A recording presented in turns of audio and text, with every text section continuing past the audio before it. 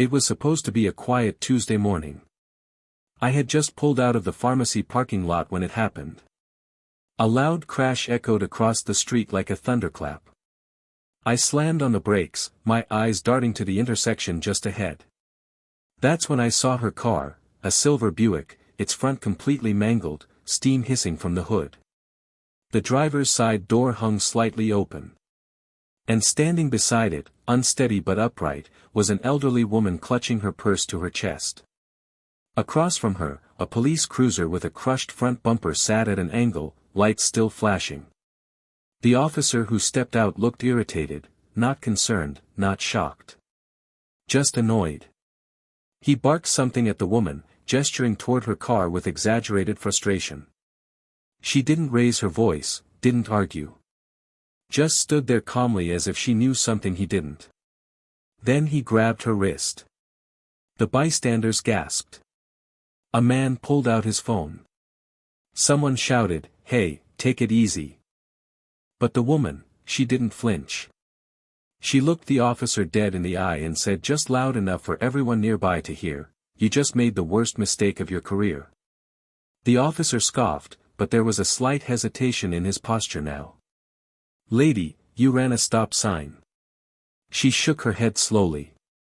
"I don't run stop signs. And I don't tolerate misconduct." He froze. Then she reached into her coat pocket and pulled out a worn leather badge holder, snapping it open in one sharp motion. Even from across the street, I could read the letters stamped in gold. Department of Justice, Inspector General. The crowd around the scene grew quickly. People edged closer, whispering and pointing their phones. The officer's face shifted from arrogance to confusion. His eyes locked onto the badge in her hand, and for a moment, he didn't speak. "You're lying," he said finally, but his voice had lost its earlier bark. This is fake." The elderly woman, now clearly not just someone's grandmother on a grocery run, gave a small, almost amused smile. She reached back into her coat and pulled out a small tablet, tapping the screen with purpose. "Badge number 824691, she said coolly. "I'm Senior Inspector Helena Briggs. Your body cam is on, correct?" The officer didn't answer. "I'll repeat that. Is your body cam recording, Officer Dillon?" He stammered, then muttered, "Yes." "Good. Then you've just documented yourself striking a government vehicle, detaining a federal investigator without probable cause, and physically handling a senior citizen in public without justification." Someone in the crowd whistled low. Another person muttered, "He's done." Helena continued, her voice still composed. "Step away from me. Call your supervisor. And do not, under any circumstance, touch your radio again." Dillon instinctively reached for his shoulder mic but stopped halfway, realizing how bad it would look. Sweat was visible now along his hairline. "But I thought you were," he started, almost pleading. "A civilian," she finished. "That's your problem." From behind the police cruiser, a second patrol car rolled in fast. A sergeant stepped out.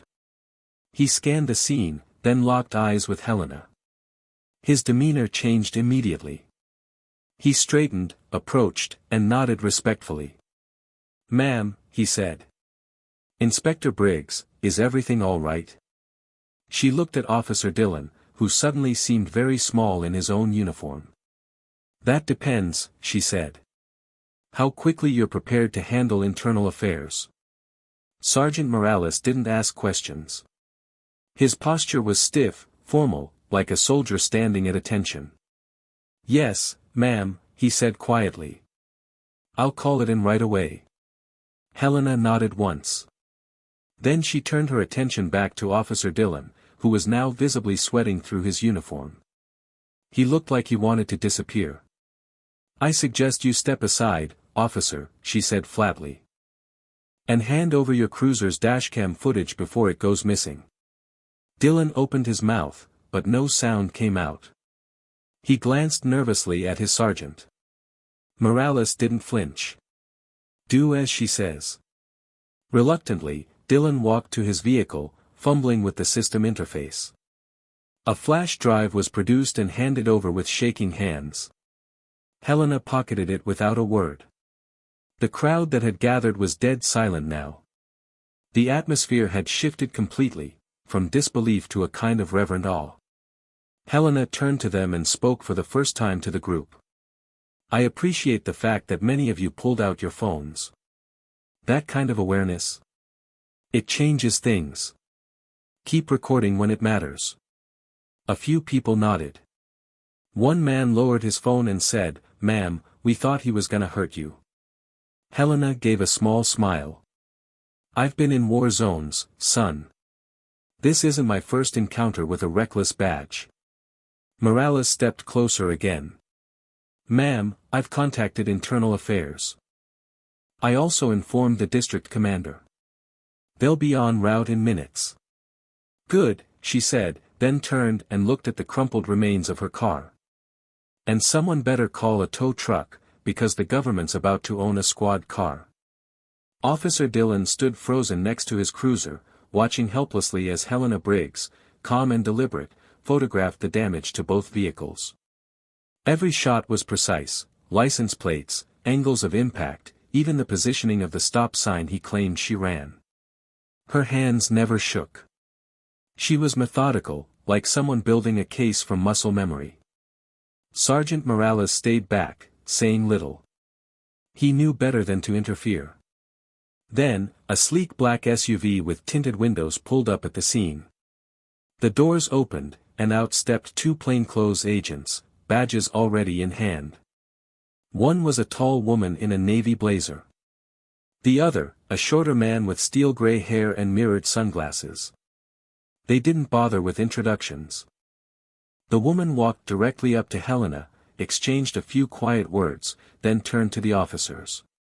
I'm Agent Keene, Department of Justice Internal Oversight Division, she announced to the group. We are taking over this incident. Her voice carried authority like a gavel. Officer Dylan, place your weapon on the hood of your vehicle and step back. Dylan didn't move. Keene's voice sharpened. Now. Morales gave him a silent nod, and finally, Dylan complied. Slowly. Embarrassingly. Keene motioned to the second agent. Retrieve the weapon. Bag it. Dylan's eyes darted around. Wait, I didn't do anything, this isn't fair. Helena stepped forward one last time, her expression unreadable. You didn't think fairness mattered when you shoved my wrist and accused me of lying in front of 20 witnesses, she said coldly. You saw an older woman and thought she was powerless. She paused, letting that sink in. That misjudgment is going to cost you more than your badge. Dylan lowered his head. Silence. Keene turned back to her team. Get him to the precinct. We'll question him there. As they escorted him away, Helena looked at the crumpled Buick one more time and shook her head. I came out here for aspirin, she muttered. Didn't expect to write a misconduct report before lunch. Within the hour, the scene was cleared. The crowd had mostly dispersed, though a few lingered at the edges, still whispering about what they'd witnessed. The tow truck hauled away Officer Dylan's damaged cruiser, now marked for federal impound. Helena's Buick followed behind it, bound for a forensic facility where every dent and scrape would be documented and entered into official record. Helena stood under the shade of a nearby awning, sipping from a bottle of water handed to her by Agent Keene. You all right? Keene asked. Helena nodded. He was just careless. Not cruel. But careless is enough to ruin lives. Keene frowned. We'll dig into his record. If there's more, we'll find it. Helena sighed. There's always more. Guys like that. They don't wake up one morning and suddenly lose control. There's a pattern. Keene's radio crackled, but she ignored it for the moment. What are you going to do now? Helena looked toward the street, watching the sun cut across the pavement. Finish my errands, she said with a wry smile. I still need that aspirin. Keene gave a short laugh. You sure you don't want to ride back to HQ? I walked into this mess on my own, Helena said. I'll walk out of it the same way.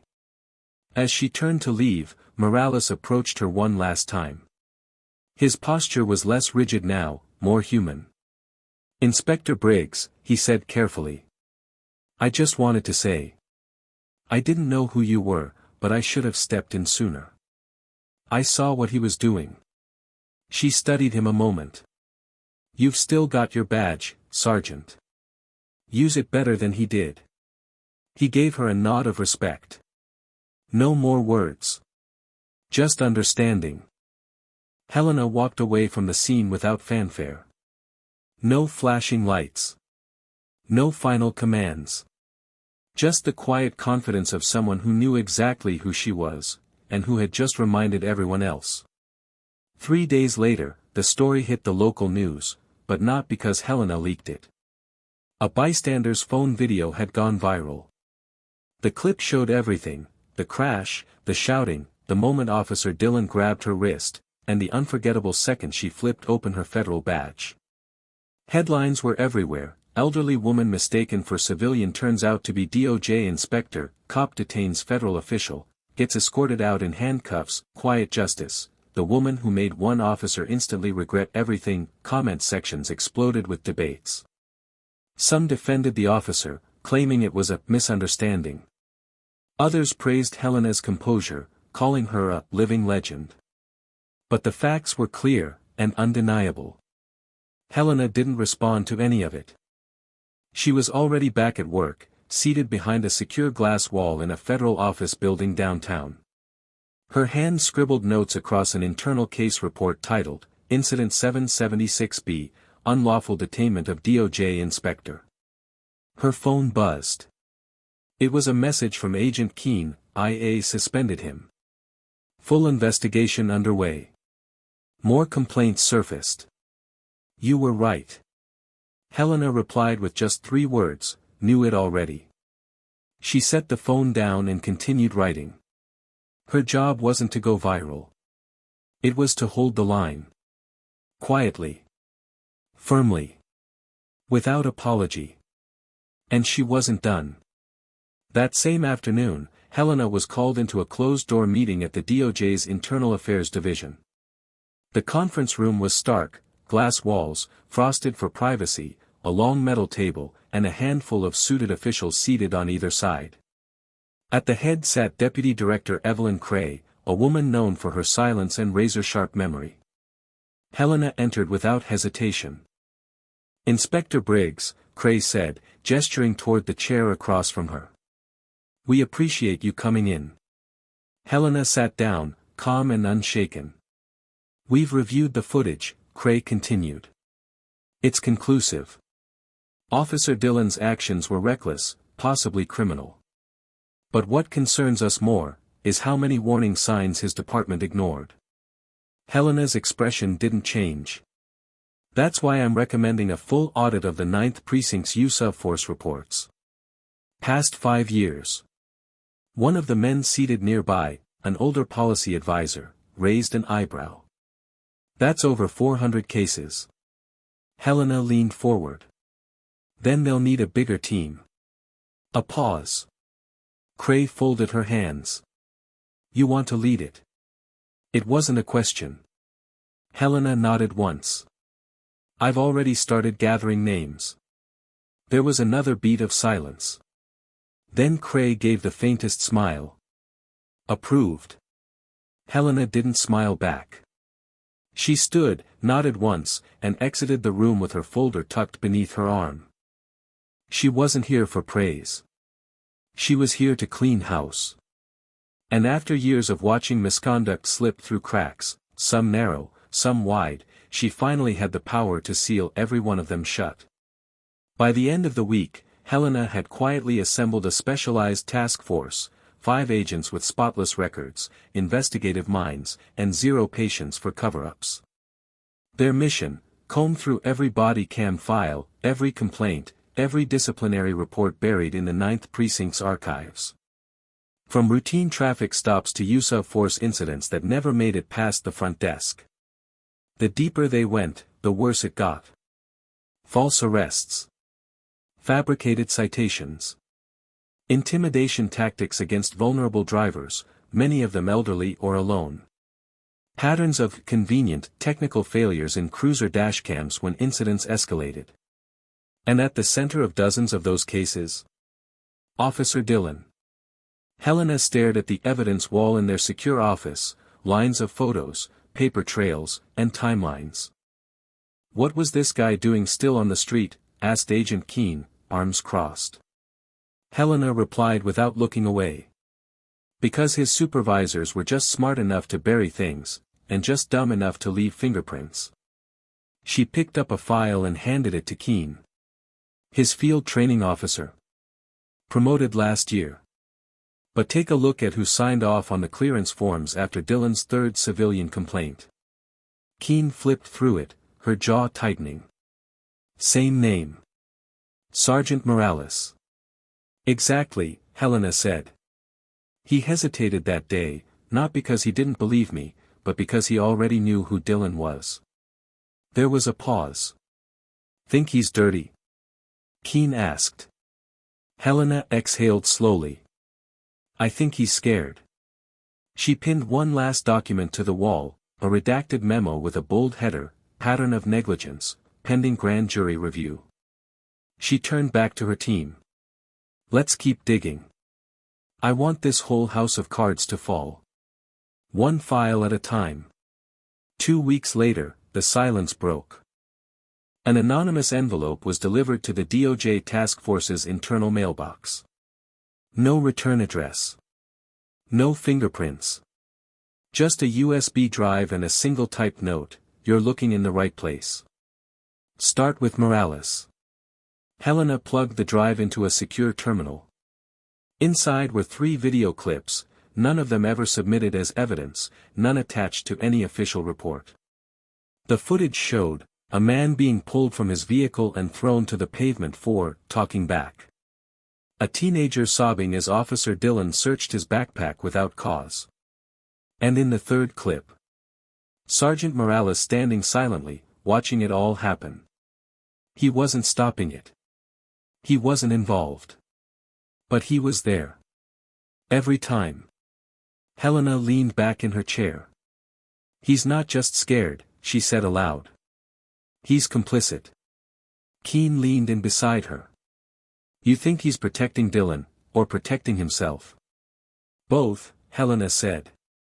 "Which means he knows where the bodies are buried. Time to make him talk." That evening, Morales was called into the precinct's interview room. No formal charges, yet. Just routine questioning by federal oversight. When he walked in and saw Helena sitting there alone at the metal table, he stopped cold. "Inspector," he said, guarded. "Didn't expect this to be personal."